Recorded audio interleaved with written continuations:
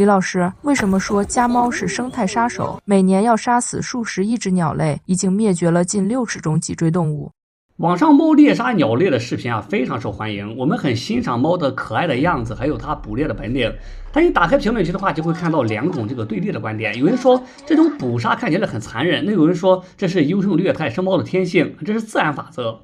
但我想说的是，如果没有人类，就没有这么多的猫，就没有这么多的捕杀。你可能很难想象，猫现在已经成为了这个生态杀手。这数据不会说谎。仅在美国，家猫每年就会杀死大约是4亿只鸟类它是导致鸟类死亡的主要原因之一。家猫与人类相伴了大约有1万年，相较于这个被驯化了3万年的狗，猫保留了更多的野生祖先的这个捕猎本能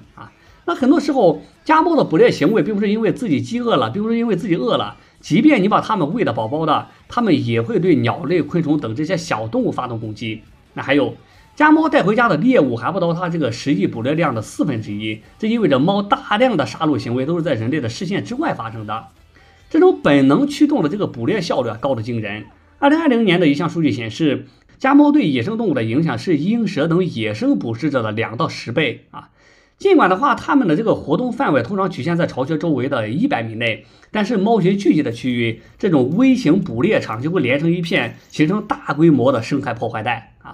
全球范围内，家猫已经导致了约60种脊椎动物的灭绝，其中超过1半是这个鸟类。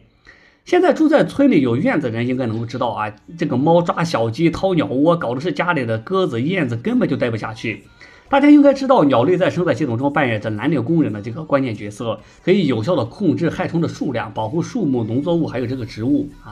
所以有猫的人一定要控制好自己猫的这个活动范围。而且室内的猫的寿命可达10年以上，是户外猫的3倍，且能够避免这个寄生虫感染交通事故还有这个疾病的传播。还有，当90%以上的猫被绝育以后，种群的规模就会明显的下降这也能够减轻对野生动物的压力。家猫现在成为了这个生态威胁，本质上是人类活动的副产品。所以下次再看到这个猫的这个猎杀行为的时候，你应该认识到这是人类的错，并不是自然法则。